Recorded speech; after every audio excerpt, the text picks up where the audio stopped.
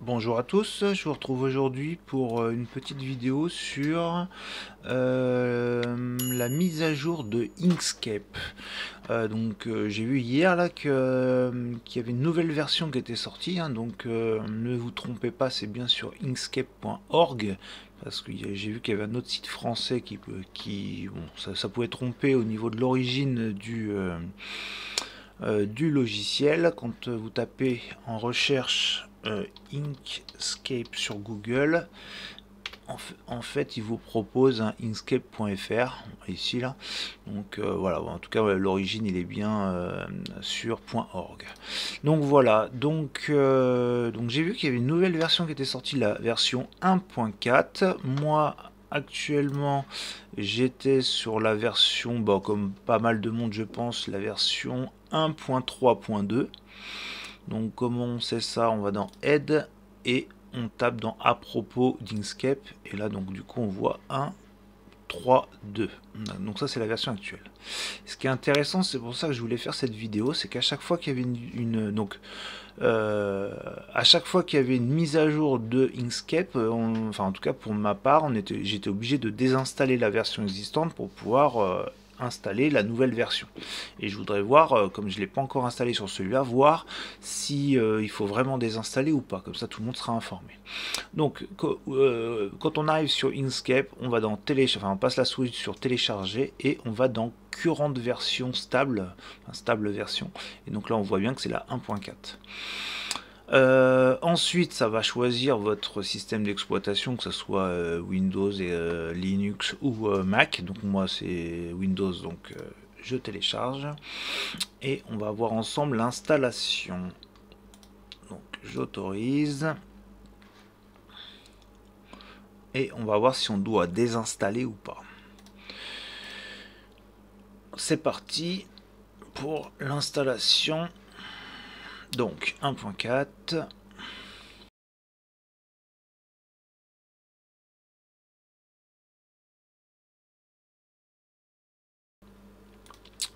C'était pas si long que ça. Donc c'est parti.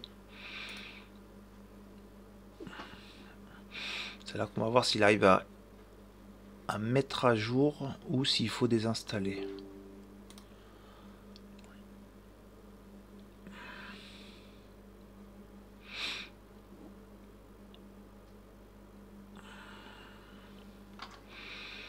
Donc est-ce qu'on a des... Voilà. On va voir un petit peu tout ce qu'il a mis à jour. Bon, j'ai déjà commencé à regarder.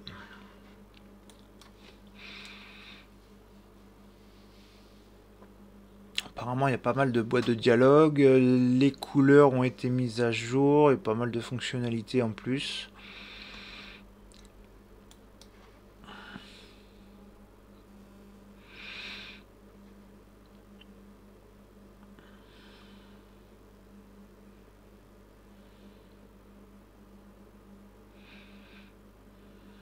Apparemment, il va écraser l'autre partie parce qu'il retire les... Voilà.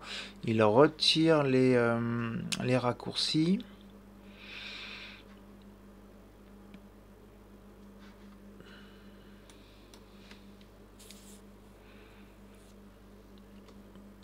J'ai l'impression que c'est la première fois qu'il va réussir à mettre à jour.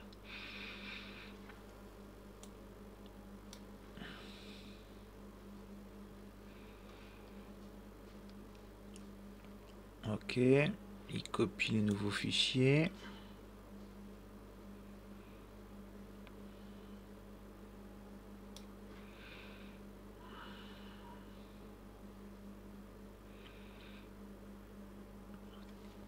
Donc moi j'avais laissé le raccourci dans ma barre du bas. On va voir si ça reprend l'existant. C'est comme ça qu'on voit si, s'il met à jour ou pas.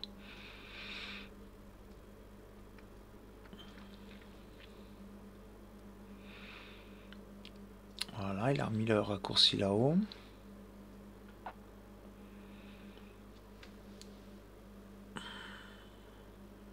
Ok.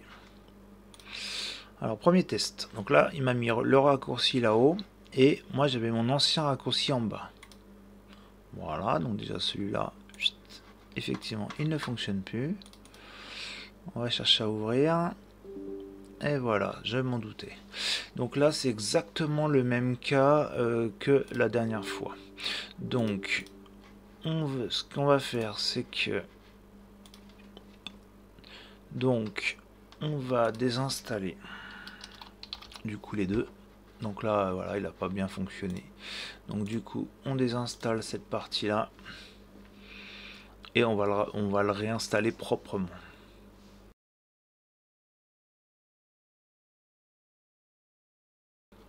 Ça m'avait fait la même chose, enfin, dans les précédentes versions, c'était exactement pareil.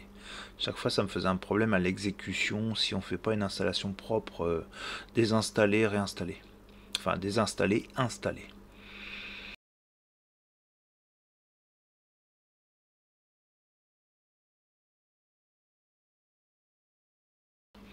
Ok, on est reparti.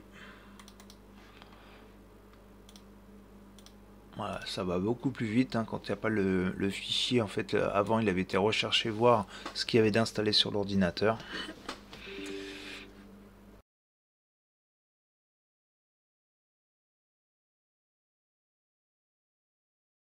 Et voilà. Allez, on reteste.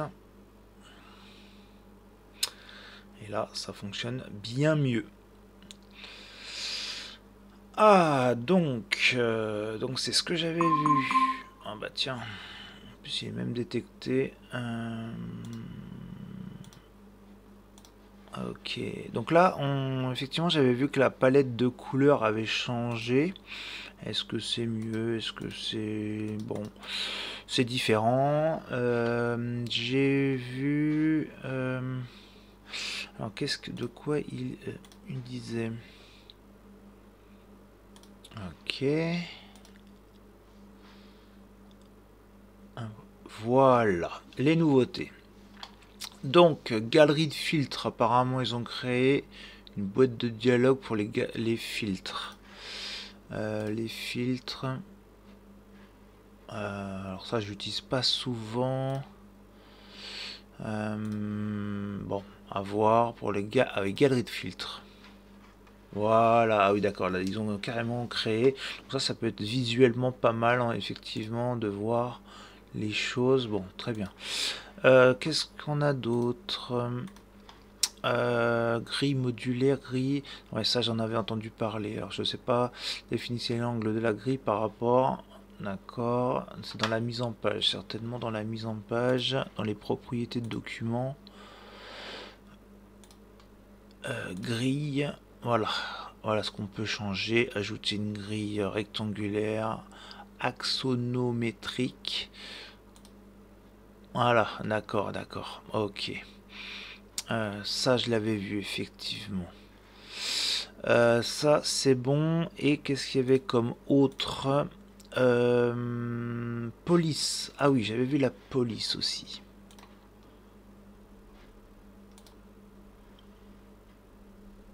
Ah, je crois que c'est dans les...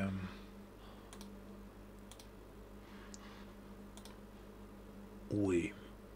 D'accord, une boîte de dialogue, mais je sais pas, je vois pas trop ce qui a changé depuis.